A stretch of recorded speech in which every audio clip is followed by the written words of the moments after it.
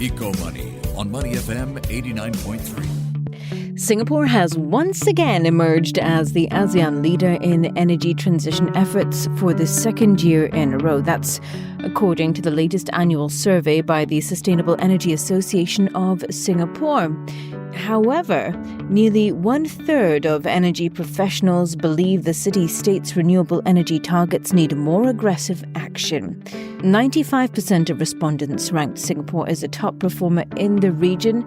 However, less than 20% are very satisfied with its overall progress towards renewable energy targets. Respondents, it said, are concerned that Singapore remains dependent on natural gas, that's 68%, and see lack of regulatory framework and barriers in cross-border interconnection agreements. To find out more, I'm joined by Kavita Gandhi, who's the Executive Director of the Sustainable Energy Association of Singapore. Kavita, well, thank you so much for taking the time to speak with us today. Thank you, Rachel. Thanks for having me. Good to have you with us. So, Kavita, the clock is ticking. You've got an event coming up in October, and just after that, we've got COP29 starting in November, just a few weeks later. On the back of that, though, I want to get an update where we are right now when it comes to Singapore's energy goals. What's the overall sentiment? Are we doing enough? I understand that SIAS recently published a report. So I guess as far as Singapore is concerned, our energy goals have been laid out quite clearly, to be net zero by 2050. The 4 key areas have been also laid out. We're going to depend on as much solar as we can produce in Singapore. We're going to look at any new carbon technology, as the technologies evolve. Gas is going to be the fuel till we can transition. And lastly, energy imports. So I think we are tracking pretty well on all fronts. As an association, we've been very involved in the solar. As you know, we have our members who are very involved in deploying solar. I think solar projects in Singapore are growing. The prices have dropped below the level of electricity coming from fossil fuels. So more and more companies are adopting solar. We are even, in Singapore, I think we are very concerned about compliance, and the government is very supportive. We've also, as an association, working very closely with any concerns that are there. For example, for safety, we've come up with the best practice guidebook for solar installations, so that's solar. And as you know, we cover that extensively in the conference that we do at the end of the year. And even throughout the year, we do a lot of capacity building, and a lot of dialogue sessions around deployment of solar. Another topic that is very interesting for us as an association is energy imports. Again, our members are very involved. The first consortium that we are calling a Pathfinder Consortium of importing electricity from Indonesia comprises of all 3 Cs members. And we are also working with the Indonesian counterparts for us, industry associations like ourselves, to see how we can do some more training programs, capacity building. In fact, very soon on the 2nd of October, there is also MOU signing between the 2 research institutes, both in Indonesia and Singapore, which is the Solar Energy Research Institute and an institute in Indonesia. So I think, again, in that, there's a lot of involvement from Cs. Low carbon technologies, again, that's an area where, if you look at green hydrogen, again, the prices are high, but the roadmap is there and the companies are looking at where the investment should go. So I think in terms of the low carbon technologies, there is still, a little bit of question marks as to which technology, how it'll evolve, how will the prices drop. Those are the areas that I think we are working very closely. And I think it's tracking well. There's, of course, more can be done, but I think that there is quite a bit of clarity for the industry. That's right. And when you say more can be done, I'm just looking at this report that you've issued, and it says Singapore has once again emerged as the ASEAN leader in energy transition efforts. But You've also highlighted that nearly 1/3 of energy professionals believe that the city-state's renewable energy targets need to be more aggressive, or we need to see more aggressive action. What kind of action do we need? What do we really need to see happen then to push and nudge the needle? I mean, it sounds like things are moving in the right direction from what you've just shared. Yes. So just bear in mind that this survey is done by the Sustainable Energy Association of Singapore, and our members are the respondents mostly. And these are companies who are in the renewable energy sector. So for them, it's never enough. They would like to see more and more deployment. But when we talk about what more can be done, I mean, obviously, there's a lot more opportunities. As you know, renewable energy is intermittent. There's a lot more that can be done in the area of grid management, stabilizing the grids as we, install more and more renewable energy. There can be more batteries that can be installed.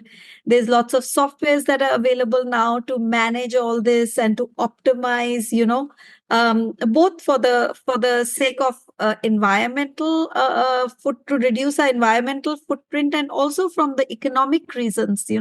So you can use batteries for both, to have 24/7 operations, but you could also use batteries for peak and off-peak kind of timing, where you can charge the batteries during the off-peak time and use that electricity during the peak period. So there are a lot of business models and opportunities that are there where we can push even harder, and they are evolving as we speak. Speaking of evolving markets on the energy front, the carbon market, as you mentioned, you spoke about that briefly just now, and technologies on that front, that is moving quite quickly. And it's expected to be a major focus of the upcoming COP. And I understand that this year you're also launching a new segment for your upcoming event that will also focus on carbon. Could you share a little bit more about that with us? Sure. So we are launching what we are calling the Asia Carbon Summit, which would be sort of a co-located event with the Asia Clean Energy Summit.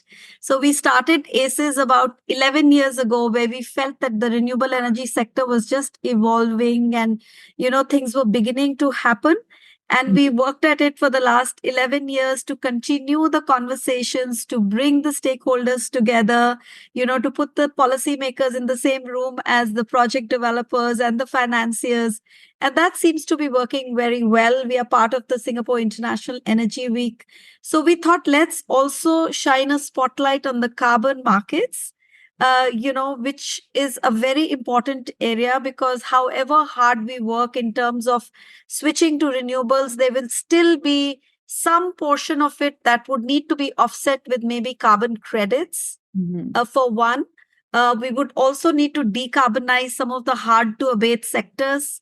So to have all those conversations, to see what are the technologies, what is the future, what does a carbon market look like in our part of the world. So our conference is going to focus very much on, not just on Singapore, but on ASEAN and on Asia, because we believe that there will be a lot of projects in this space that will come out of, our part of the world. So that's the conference, and, and the conversations on the markets, how can we create a vibrant, a connected market for the ASEAN, for example. If you see, one of the most successful emission trading scheme has been the EU ETS, which has been in existence for such a long time. So how could we work such that we could have an ASEAN ETS, maybe, where all the ASEAN countries are connected and projects are developed in one country and the credits are being used in another country. So we need that kind of volume for the markets to develop. In Singapore, we have that restriction where we can't have too many projects where we can generate carbon credits. And that's why, if you notice, the government went the route of carbon tax to start with. But eventually, I think we have all the sort of components that are required to create that carbon hub in Singapore. We have a vibrant financial market. We have a very strong commodity trading market. Carbon credits are another environmental product. We also have legal services, verification services, certification services. So I think if Singapore could work with some of the countries around us, we could really create a very vibrant carbon market. Not to mention the carbon exchanges that have been set up in Singapore already. Yeah. That's right. And I just want to get your thoughts on, how your members have been responding to the carbon tax hike that we've seen in Singapore as well. So as you can see from the survey, I think a good portion of them said that it didn't impact them too much. I think the reason for that could be that if you look in Singapore, the 80% of the emissions are coming from 50 facilities, which are the 50 large emitters, whether it's petrochemical, power generators, waste to energy plants. So it's possible that it is not impacting a very wide range of companies, and that's why most of the respondents felt that it does not impact. That could be one reason. The other reason I feel is that that this is something that has been expected. So the government announced the Carbon Pricing Act on 1st of January 2019. So there's been plenty of time and it was very clearly laid out how the prices will go up. So companies that are paying carbon tax were prepared for it, and there's a lot of schemes and incentives that the government is also giving to these companies to really meet with their carbon tax liability. So I think those are the reasons why, at the moment, the companies are not feeling the impact because the number of companies is much smaller that are being impacted. But I think it's sending a very good message down the line, right? Because at least it tells the companies that, okay, today I'm not being taxed, but hey, this is going to come down the ladder and it will impact us. So I think that is really pushing a lot of companies in the right direction. And in terms of Singapore's ambitions as a carbon trading hub, I mean, obviously, globally, everyone's got their eye on carbon trading, and we're going to see a lot of movement, I'm sure, towards the end of the year and early next year when it comes to announcements. So on that front, what are some of the challenges for Singapore to meet, I guess, its carbon trading ambitions and also maintain competitiveness on this front? My main point here would be that we can't be a hub by ourselves. Because we are a very small city country with very limited amount of carbon credits. That could be the volume that can be generated in Singapore is rather limited. We don't have a cap and trade scheme, so the companies that's why there's just a tax which the companies are paying. So there's no trading that's happening, right? There is, to have carbon trading, we really need to get, some of our neighbors on board. And I think we even have a lot of, like I mentioned, exchanges that can, be where the carbon can be traded.